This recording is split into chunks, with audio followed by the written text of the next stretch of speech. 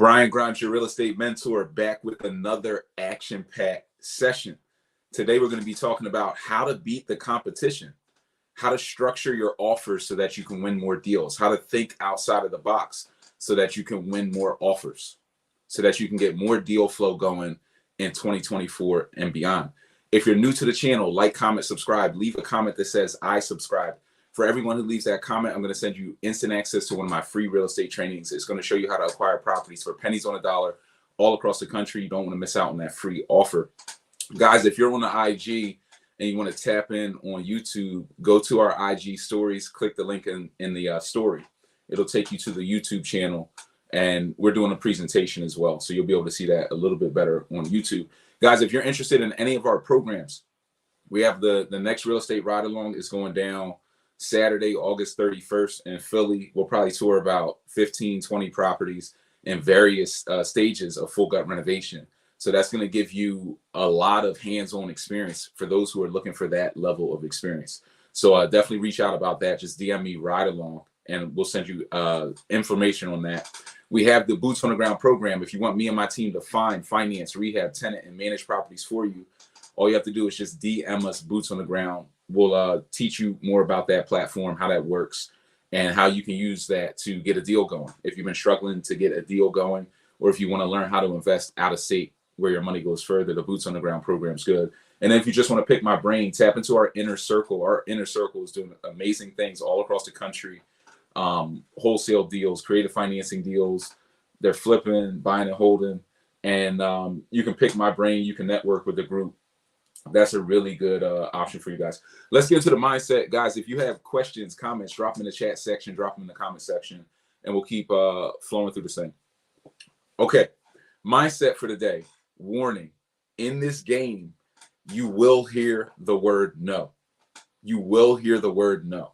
So when you're playing this real estate game at the level where you're looking to scale up, if you want to do multiple deals per year, you're going to have an issue, which is you need to constantly be putting deals under contract, which means your main focus is now acquisitions, and you need to get a lot of offers out.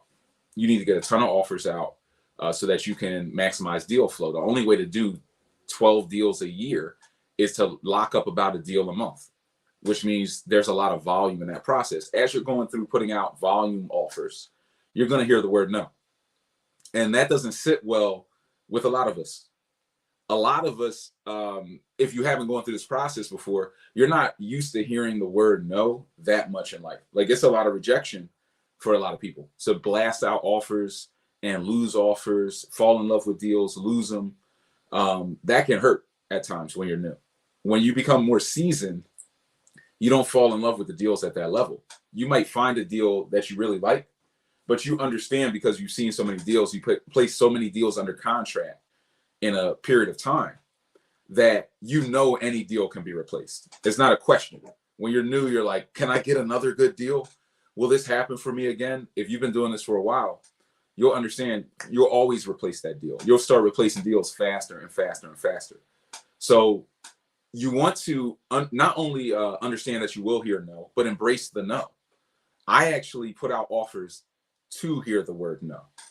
If I put out my first offer to a seller or somebody I think is motivated, I hope is motivated, and they say yes to my first offer, I'm like, damn, I offered too much. I should have offered less, because I need them to say no so that we're now in a negotiation. A negotiation is when both people feel like they lost to some degree. Both people have to feel like they lost. So I need to find the seller's bottom line price. I need them to tell me no. Hell no. Actually, I want like a hell no reaction. So I need them to get me to that no so that I know where their bottom price is. And then I need them to pull me up closer to their price to a level where they feel like they want. And that's why I need to offer so low on that first offer. I really need to find the bottom, because if I pull them to the bottom and say, I was only trying to do this for 60, and they end up pulling me up to 75, but I was good at 80 anyway, I'm just lowballing them at 60 to find the bottom. They feel like they pulled me up to their number, but really I pulled them down off of their number. I would have given them 80, but I pulled them down so low with my initial offer because I'm willing to hear no. I'm looking for the no, that I'll actually win more deals. And the deals I win will be a little bit better than somebody who's more anxious for the deal and is putting out those desperation offers and just accepting anything. So expect the word no, anticipate the no, embrace the no. Use no as part of your negotiation strategy, and you will be better than the person who hears no and kind of shuts down, mentally crumbles a little bit, gets intimidated by the process. So there will be a bit of trust in the process.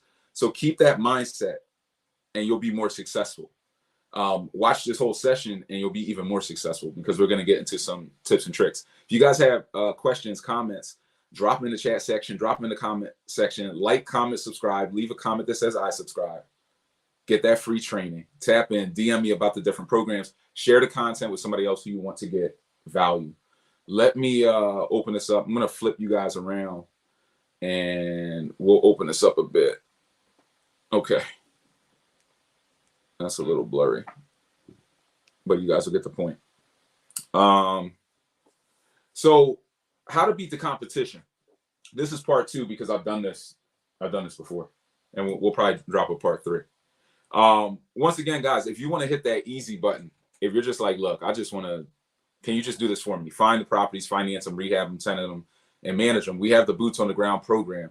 Just DM me Boots on the Ground to learn more, and we'll send that over to you. If you're watching this and you're like, I just want to hit the easy button and have Brian and his team do it for me. Structure your offers. Here's what you need to think about. Let me try to open up right there. Yeah. Here's what you need to think about with structuring your offers. And guys, if you want to see this on a YouTube channel, just click the link in the IG stories and you can tap into the YouTube channel. Structure your offers. Here's what the competition is doing. And here's a strategy that you should look to that'll kind of help you out a bit. So the competition, they're out doing cash offers. A lot of you guys know this. You'll have just regular mom and pop people doing this. You'll have some hedge funds doing this. And you'll have some larger, like REITs, I'll call it, doing this. Or different type of startups that are doing this. They're going to make cash offers, but they're going to have some contingencies in them.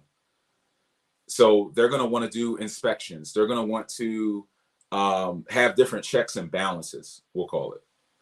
And that can kind of slow them down with certain sellers, because some sellers are looking for that, especially on the rehab projects. They're looking for that as is sale. So you can go do an inspection if you want to, but they don't care about your inspection at the end of the day. They're like, yo, I know you're trying to do an inspection and that's cool, but this is as is. And I'm not looking for any drama, contingencies. Take a look at the crib.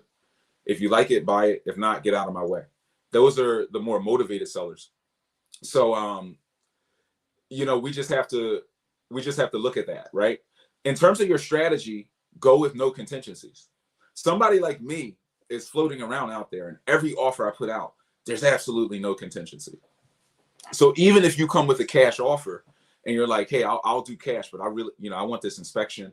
I need a 10-day inspection period, and I need I got to do my radon test. And some people want to do that. They want to bring in the inspector.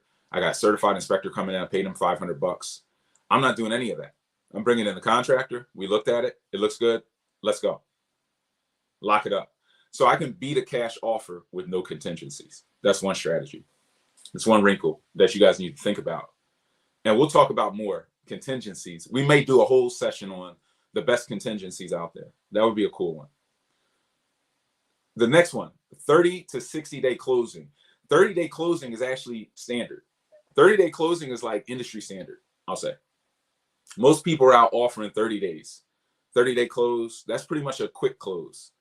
I remember a time in Philly, this is like a decade ago, but 60-day was kind of fine. People were chilling with that. Now, you'd be hard pressed to get somebody to agree to a 60, but people are still out doing it. Your strategy, 2 to 3 week closings. You can do these closings as well with hard money lenders. If anybody has that question, can a hard money company work that fast or move that fast? They can close in about 10 days. Now they'll advertise that they can close in about 4 days, but I haven't seen one that actually can. Next, you'll have the competition is usually putting out small earnest money deposits. And when I do my volume offers, I'm usually doing that too, because I'm doing volume offers. I'm doing some of what the competition is doing, and I'm doing some of my own strategy. So I'm giving you guys some tips and tricks here. But I'll put out a lot of small earnest money deposits because that allows you to be able to walk away. If something goes wrong, you can just bounce. So that's an important wrinkle. And you might like having that flexibility if you just want to put the best 20 properties under contract this year. I just want the best 20. I don't care about the rest. So I might be under contract on this deal, and then I see another one that's better than the one I got. I'm going to walk from this one. I'll lose $1,000 deposit, but I'm going to grab a deal where I'm going to make more money. So I'll walk from it. A good deal, perfectly good deal. So small earnest money deposit gives you flexibility. Large earnest money deposit shows you're serious. Hey, I'm serious. I ain't walking. So you can actually beat out a lot of the competition by just going in with a larger earnest money deposit. Even if you had contingencies or different things, and you weren't a cash offer, you were hard money with a couple contingencies and a 30-day close, but you stepped to the table with 5 G's, 10 G's. You're going to look more serious than me, who I'm stepping to the table with 1,000 or 2,000, which would be smaller. 5 to 10 would be larger in a rental market, we'll call it. We talked a little bit about as is condition, but the competition is looking at the property in terms of its as is condition. Here's what the property looks like now. And I'm buying it. It's a 3-bed, 1-bath. It's listed for $80K. I mean, that's pretty cheap. So a lot of people want to buy that, but they're not looking at it in a value add way. I'm looking at it actually in a value add way. So I'm saying 3-bed, 1-bath, but it's 1,300 square feet. I can add another bedroom in 1,300 square feet because I understand from building hundreds of houses what I can do within certain square footage ranges. So I'm not only looking at the deal and what it's priced at, but what can I build this into? Can I value add this deal? I have a value add mentality. Now, a value add mentality allows you to think outside of the box a little bit more. And we're going to talk about different ways to value add properties in just a second. But that mentality alone means I could pay more than for a deal. So I can now outbid the competition, pay more, but create so much more value from my value add mentality that it doesn't matter, that I'm still profitable. So I can make more money off of it because that 4-bed will appraise for more and rent for more.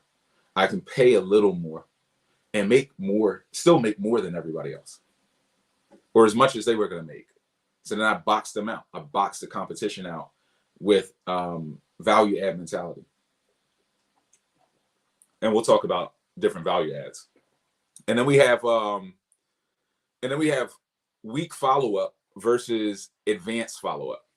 So your follow-up strategy, and I tell people who are a little bit newer, right? When you start off and you're brand new and you're just getting out offers, you have no follow-up strategy, right? What would you be following up on? You've never even made an offer before. But when you're in the game constantly, you start seeing deals go off market, come back on market. Oh, it went under contract. Oh no, it fell out of contract. Now they dropped the price 30K. Do you want it now? And you're like, yeah, I wanted it before. Because of your follow-up systems. Because you know these deals come back, you're looking for them. You have some type of a mechanism where you can follow up on deals, where you can chase down old deals that were profitable. This is how you build a pipeline. Putting, 20, 30 deals a year under contract. Like some people say, I want to do 20 deals a year. In order to do it, you got to find them first. Profitable ones, 20 of them, which means you got to go after over 200 of them to just get that 10% range of profitable deals. And then you have to do the small EMD to be able to swap it out. But having the follow-up systems in place, that's going to win you more deals. That might win you 8 out of those 20 to 30 deals a year, might just be in your follow-up. 8 is enough to really run up a bit of a bag, especially if you're just doing this for cash flow and a break free from the 9 to 5. 8 deals a year, 2 years of that, you're pretty much out of the 9 to 5 right there, just in 2 years, running at 8 deals, 2 deals a quarter. You guys can do that, but you need a follow-up system. Very important. And we'll get into some questions. I'm going to wrap this thing up. There's 3 value add stages. Oh, we've only been rolling for about 15 minutes. We're moving pretty good. There's 3 value add stages, right? Or 3 value add strategies. Here they are. 1, add more bedrooms. Very simple. Just add more bedrooms. You're going to get more money because as a landlord, you get paid by the bed, not by the bath. They don't say, hey, you got 2 kitchens in there, we're going to give you an extra $300 a month, bro. They don't do it. But if you put an extra bedroom in there, a bedroom has a window, a door, electric, and it's got to be at least 70 square feet. That's a bedroom. So if you can fit that somewhere in that footprint, above ground, not really in the basement, for a variety of reasons, you can make a lot of money. 2, convert from single family to multifamily. This usually unlocks about 6 figures of value. So if this was your only game plan, and there are some people that I've seen kind of with this mentality, like they come in and they're like, I'm just doing zoning conversions, period. And they'll buy a deal, sit on it for a year or 2, rezoning it, going through variances. But when they do, it unlocks 100K, 150K of value just in the work, because you can buy those properties dirt cheap and then you're converting them into value because you're envisioning, you're redreaming the property. You're truly developing. So that's a big time strategy that you want to look into and always think about. And you could just do that. And you could do way less deals than everybody and still make a lot of money. 3, add more square footage. And that's where, as you get more confident as a developer, you might just go in and say, look, I'm going to just blow the roof off of this thing, build up a level. I'm going to blow the back of that house out, the back wall, build into the backyard. You start to expand upon what you're doing. Or you could get into kind of the ground up game. And lastly, just know your numbers. So even if those value add strategies don't help you to increase your value, you have to know your numbers at the end of the day. Get better at running your ARV, your appraised values. Get better at pulling comps. Getting better at pulling comps is going to put you in a much better position. Knowing the cost of construction, your rehab budgets, how to build them, what's the average cost of construction for certain types of projects, full gut, cosmetic, light cosmetic. Understanding that process, how long things take. Getting better at your numbers allows you to put out more qualified offers. You know the rehab budget, you know a qualified offer. Hey, it's really worth this because this is what it costs to put it back together. So it's only worth this. That's a good move. And knowing the ARVs. And then the max loan amount. Know your parameters. Know where you have to live. You have to live inside of your ARV. So that's kind of that, guys. Let me flip you guys back around. Let's open it up for some Q&A. I know we got a bunch through the YouTube channel. Jasmine, would you recommend a private lender? I've been having trouble getting approved for a 30K home loan. I reached out to a private lender. I think the reason you're having trouble getting approved for a 30K home loan is because it's so low. Most people don't go below 50K, and a lot of lenders don't go below 100K. So I think you would have to almost go to a credit union to get that loan. So I would look at your credit unions. Said, are EMD payments included in the down payment? Yes. Our earnest money deposit is money like towards the deal. So it's just kind of like, consider it a prepayment of closing costs. Consider it a prepayment of closing costs. So it definitely does. And that's why you could step to the table with $5,000 if you know your closing cost is going to be $20,000 anyway. Like you're coming in with 100% lender. I'm going to put down 20. They're going to bring 220. You know, you can kind of just, all right, I'm going to put down 10,000 now. I know I'm doing this deal. This is a slam dunk. If it's that type of deal, you might put down more because it's just a prepayment. Or you might put down less so that you're flexible. That depends on strategy. as you get to different levels, if you're trying to do 50 deals a year in the best 50, you need, once you try to do more than 10 deals a year, you need the flexibility of low earnest money deposits. So you can lose them, but if you close, they count towards the deal. If you don't close, maybe, it just becomes a business write-off. So needed that knowledge for the value add strategy, definitely. Mike Morgan said, "Hey family, tap in. That's our family. Trust me. You won't regret it, and it will save you a lot of bread. Don't fall into the ignorance tax." Absolutely. That ignorance tax is a beast. Trying to warn people, but not knowing what you're doing in this game, you can really get trashed. You can really get trashed by a contractor or somebody. They'll run off with 50 grand right on you and leave you kind of exposed in the deal. Credit. He said, "I was approved by a private lender. I was wondering how to check creditability and how to ensure it is legit." Maybe just shoot me a text or DM. I'll kind of circle back to that. Guys, any questions, comments, just drop in the chat section. We'll do a couple of questions and then we will call it. Does having ITIN make it harder to do a flip? No, I wouldn't say so. I think you have to elaborate on that question. William said, "How much is the program and how much do you need as a down payment?" If you want to learn more about, the Boots on the Ground program, just DM me Boots on the Ground, and we'll send you like the links to the trainings and everything. You can learn more, kind of dive into it. And how much do you need for down payment? The typical deal I see in Philly, that's where we're doing the Boots on the Ground program. We're going to expand into Baltimore, some other of the top 10 cash flow cities. But from what I've been seeing in Philly, if you have 100% lender, you usually need somewhere between, I want to say like 12,000 on the smaller side of things, to like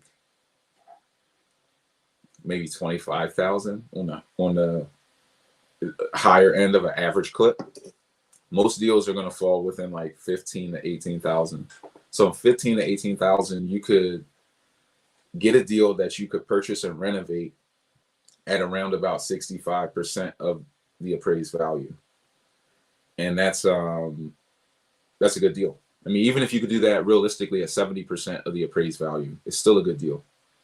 As long as you can hang on to them, cash flow a bit, and then let them appreciate and get the tax write-offs and the different benefits.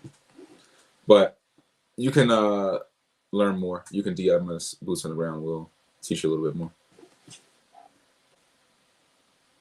Four Doors said, "We uploaded a rafter today for one of our properties." There you go. I hope you maxed that thing out. Go ahead and max out that rafter. Request a maximum rent, man. I just saw one of our people, almost shot a video on it. They got maxed out on Section 8, South Philly property. Section 8 paying 100% of the rent. And I saw the deposits going, the first 2 deposits going, boom, boom. And I'm like, damn, that's a lot of money for a 3-bed. I was talking to somebody today, and they hadn't invested in Philly in like 5 years, we'll call it. And they're like, "So you've been on top of the market?" I'm like, "Yeah, I do a little something." And they're like, "Yeah, so what's the rent? What are you seeing?" And I'm telling them, 1788 here, this. The rents that I'm actually seeing being approved by Section 8. And he was just blown away. He's like, "Wait, what?" He's like, he even stopped, because the first time I said, 2100 in South Philly, he's like, "All right." And then I told him, "Well, 1788 over in this pocket." And he thought, like, I could hear his brain thinking. And as he thought about it, he was like, "Damn, that's actually a lot of money." And I was like, "Look, that's a lot of money, man." We used to try to stretch and do different things to get to that money. Like, you could take on utilities, you could do different strategies to try to boost the profitability of Section 8. But yeah, man, the market is crazy right now. And if rates tick down just a little bit, it's really going to be a unique time to have acquired additional buy and hold real estate with a burst strategy. I think it'll be a unique time because prices are going to keep going up. Somebody said, talk more about low ball offers. I mean, I honestly, when I first started doing low ball offers, I was scared to do it because I was like, I don't want these people like getting upset. Like, I had all these things I was thinking about in my head. I wasn't just thinking about like, forget it, the volume. But I had a buddy and he started investing before me. And he would always call me with these ridiculous offers he was putting out. And I'm like, nobody's going to take that. And at this time, somebody might be asking $60,000 for a property. He'd offer him $18,000. And I'm like, yo, this guy's crazy. But he would come back and be like, yeah, I got that for 22. I'm like, damn, they took 22? I didn't think they would go that low. If I would have offered them 48 for some of these properties because the crews could build at certain, profit points. But it's like, damn, I kind of learned from watching other people how low they would offer. And I was like, damn, if people are really offering this low and winning, he was what it was he was at a stage where he was willing to hear the word no. And I wasn't there yet. So I wasn't ready to receive the best deals. I wasn't ready because I had a mindset that said, they're not going to give it to me. They're going to laugh at my offer. They're not going to respond. But they're responding at times. Now, I don't recommend in this market, there's too much of a supply shock with the higher interest rates and the repressed supply because they're waiting for rates to kind of come back down before they sell and buy into, their dream home while they can. So this is not a market where you can do that. But you could still win at, in the 80s. I've seen some get into like the 70% range. In the 80s, it gets a little bit higher, 80% off of offer price. In the 90s, you're really high. Some deals could go at asking and still be profitable just because of your vision or your knowledge. Because there are mismatches in market knowledge. So if somebody like me understands that, hey, this Section 8 rent is higher than the market rent, and I know the rents very intimately by zip code, like I do. When a deal flashes up on my screen, I can look at it and make an underwriting decision in a nanosecond. Like I don't need to look at anything. It almost can be like a second feel where I can see it, that'll cash flow based on those other numbers I saw. And then it's boom, you can get an offer out and you can get to the seller before the market even gets to them. Because they're pricing it thinking, somebody's going to try to fix it up and live in it. And I'm like, no, I'm going to fix that thing up and Section 8 it. And I'm going to crush it. So having that mindset even and know your numbers could allow you to outthink another competitor. But you can combine that speed. Speed allows you to lowball as well. Because if you're getting to the person, if they're weak and you get to them with a quick offer, with speed, you could beat them before the market gets to them and runs the price up. So your speed can kill. But even in a market where speed doesn't kill, follow-up kills. So it's kind of a combination of the two. But get out low ball offers. As soon as you get over the fear of rejection, start getting out your low ball offers, but push for counter offers. Even if they just reject you and say, no, I'm not responding to that. Keep pushing for a counter. Keep coming back. Don't take any of it personally. Just use it as a tool to advance yourself. But it becomes a way of life after you see that it works. Can you make this chat bigger?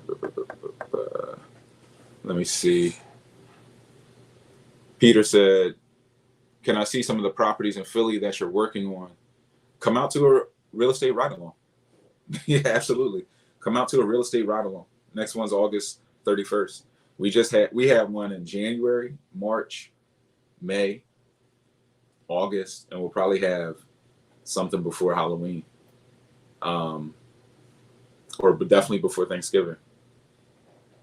Jay said, no is your friend. No is your friend. Like, no is your friend in this game, because once you understand no, and you're like, oh, that's just the first no. You keep coming back and you see the success of the follow-up. You'll just be like, yeah, your biggest fear will become somebody saying yes to your offer before they say no. You need the no before the yes. Your biggest fear will be getting the yes before you got to the no. That's when you're starting to understand the game and starting to not be as attached to the outcome of the offer, but just trusting the volume of the offer, and then tweaking it based upon what you want. And then sometimes you will see, oh wow, Phil's closing this Thursday. Phil's tapped in. He's closing this Thursday on a freaking triplex in Brewery Town. It's crushing it. Really just crushing it, man. Yeah, Phil is crushing it. That's one of the best. You got that triplex, one of the best prices I've seen this year. Amazing deal. Peter says, send me the date in August. It's August 31st for the ride along. August 31st. So guys, that's about 30 minutes. We answered a lot of questions. Hopefully that helped. If you guys got value from this, like, comment, subscribe, share the content with somebody else who you want to get value. Stay tapped in. Trust the word no. Embrace that no to get to the best deals. If you don't embrace no, you won't get to the best deals. You might still get deals, but you're not going to get the best deals. Because even I wasn't getting the best deals. My buddy was getting the best deals. So just keep flowing. Somebody said, let's skip their question. What is it? Would you buy real estate? Would you buy real estate that's near a cemetery and landfill surrounded by a bunch of trees? I don't know. I would need to know more about kind of the vision there, because that depends on your vision, in my opinion. That depends on your vision, because you might look at that land and say, I'm going to build ADUs and I'm going to do this, that, and third, and that can make a lot of sense. It's not that a cemetery will throw some people off. I know there are a lot of people who are like, I wouldn't live by a cemetery, and then there are some people that are like, I don't care at all. It doesn't bother them. So I would say that just depends. But if your vision is big, almost any deal can make sense. It's not the deals that have to be perfect all the time. It's really the vision. Sometimes you might get a deal and lack the vision to maximize the deal. So it really just depends on what you're going to do with it, how much it's going to cost. Yeah, everybody's rooting for Phil. Phil got a hell of a deal. I gotta tell you. We got one more question, and then I'll put a button on this thing, a bow on this thing. Do we need to join the program to look at the properties during your ride along? No, you can always just tap into the real estate ride along. The ride along is really there to take away that physical fear of real estate. If you've never built a house before and you're like me, then you would be like afraid, like anxious about that process. Like, what's going to happen? I never stood in one of these houses. What am I looking for? How do I, at a grassroots level, evaluate a property? What's the cost of construction? How much does it cost to put one of these types of houses back together? That the ride along answers all of those questions. It gives you the course content. You get your 24/7 cash flow gear. You spend a day touring properties. That's the one experience that I wish I had before I had done my first rehab, was to be able to walk through a property with a rehabber, with just a guy who just has built lots of houses. If I could walk through with him for a day and try to absorb that knowledge, that's what I needed the most, in my opinion. And as soon as I got that experience, I started to accelerate.